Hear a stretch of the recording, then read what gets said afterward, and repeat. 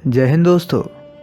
प्राचीन भारतीय ग्रंथों में मौजूद ज्ञान विज्ञान, इस प्रसंग में यह दूसरा वीडियो है जिसमें मैं बात करने वाला हूँ आधुनिक विज्ञान की उन तमाम परिकल्पनाओं की, उन तमाम सिद्धांतों की जिन्हें आज हम विदेशी वैज्ञानिकों के नाम से जानते हैं, किंतु जो हमारे प्राचीन साहित्य में हज़ारों वर्षों से संस्कृत श्लोकों के रूप में वर्णित हैं।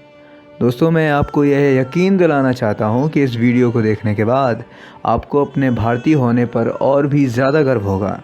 तो दोस्तों, सबसे पहले बात करते हैं स्पीड ऑफ लाइट की, प्रकाश की चाल। अगर आप विज्ञान के विद्यार्थी रहे होंगे तो आपको मालूम होगा कि निर्वात में प्रकाश की चाल 3 × 10⁸ मीटर प्रति सेकंड होती है। 1638 में दुनिया में सर्वप्रथम प्रकाश की गति की गणना अगर किसी वैज्ञानिक ने करनी चाहिए है तो वह गैलीलियो था, लेकिन वो इसमें बुरी तरह से असफल हुआ था। प्रकाश की वर्तमान चाल का ज्ञान दुनिया को 1729 में हुआ, जबकि भारत में ऋग्वेद के एक श्लोक में प्रकाश की चाल बताई गई है। ऋग्वेद का यह श्लोक कुछ इस प्रकार है: योजना नाम सहस्त्रम द्वे द्वे शते द्वे च योजने एकेन निमिषार्धेन क्रममाण नमोस्तुते। अर्थात आधे निमेष में 2202 योजन का मार्ग क्रमण करने वाले प्रकाश, तुम्हें प्रणाम है।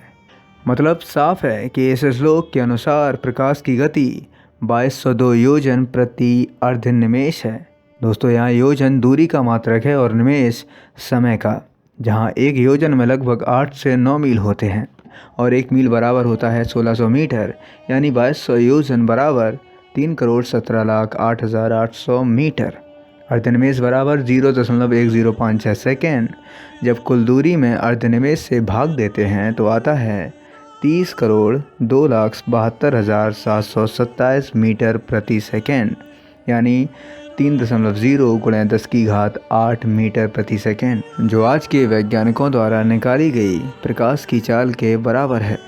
दोस्तों, मैं यहाँ आपको एक बार फिर से याद दिलाना चाहूँगा कि यह श्लोक आज से हज़ारों साल पहले के ऋग्वेद से लिया गया है।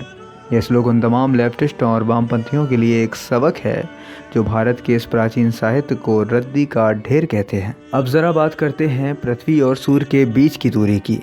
पुस्तक का नाम है रामचरितमानस, हनुमान चालीसा, पंक्ति नंबर 18। लेखक गोस्वामी तुलसीदास, जो लिखते हैं: जुग सहस्त्र योजन पर भानो, लील्योता ही मधुर फल जानो। जिसका अर्थ हुआ कि जुग सहस्त्र योजन की दूरी पर स्थित भानु अर्थात सूर्य को हनुमान जी ने मधुर फल समझकर खा लिया था। जुग सहस्त्र योजन जो पृथ्वी और सूर्य के बीच की दूरी है।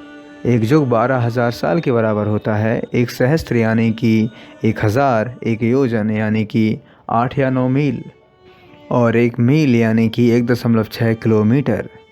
जब इन सब का गुणा करते हैं तो आता है 15,36,00,000 किलोमीटर, जो तुलसीदास के अनुसार पृथ्वी सूर्य के बीच की दूरी है। अब ज़रा वैज्ञानिक दृष्टिकोण से देखते हैं तो जनवरी माह में पृथ्वी और सूर्य के बीच की न्यूनतम दूरी होती है 14,73,00,000 किलोमीटर, और जो जुलाई में अधिकतम 15,21,00,000 किलोमीटर होती है। यह दूरी तुलसीदास के आंकड़े के बिल्कुल बराबर है। दोस्तों, आज से लगभग 400 साल पहले दुनिया में एक इंसान हुआ, केपलर, जिसने सूर्य और पृथ्वी के बीच की दूरी दुनिया को बताई। लेकिन केपलर से कई 100 साल पहले भारत के एक कवि ने बिना किसी स्कूली शिक्षा के यह गणना कैसे कर दी, है ना आश्चर्य की बात। जबकि तुलसीदास कोई गणितज्ञ या खगोलविद भी नहीं थे। दोस्तों, इस सवाल का केवल और केवल एक ही उत्तर है कि तब भारत आर्थिक रूप से समर्थ होने के अलावा दुनिया की तमाम सभ्यताओं की तुलना में बौद्धिक रूप से भी ज़्यादा आगे था। हम सोने की चिड़िया तो थे ही, लेकिन हमें विश्व गुरु बनाया था हमारे साहित्य ने, हमारे प्राचीन ज्ञान ने। एक और उदाहरण देता हूँ। दोस्तों, आप सब जानते हैं कि पेड़ पौधों में भी जीवन होता है, वो भी गर्मी, सर्दी, सुख दुख का अनुभव करते हैं। दुनिया को ये बताने वाले जगदीश चंद्र बोस थे। लेकिन जगदीश चंद्र बोस से हज़ारों साल पहले लिखी गई मनु स्मृति में ये बता दिया गया था कि पेड़ पौधों में भी जीवन होता है, वो भी सुख दुख का अनुभव करते हैं। मनु स्मृति का वह श्लोक कुछ इस प्रकार है: तमसा बहुरूपेण वेष्टिता कर्म हेतुना अंता संज्ञा भवन्ति एते सुख दुख समन्विता।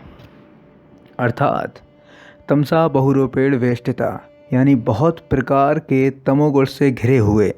कर्म हेतुना यानी पूर्व जन्मों के कर्मों के कारण।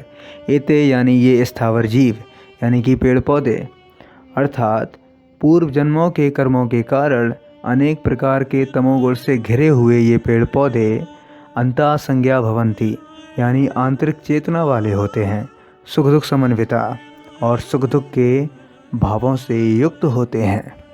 ये श्लोक आज से हजारों साल पहले लिखी गई मनुस्मृति के अध्याय 1 का 49वां श्लोक है।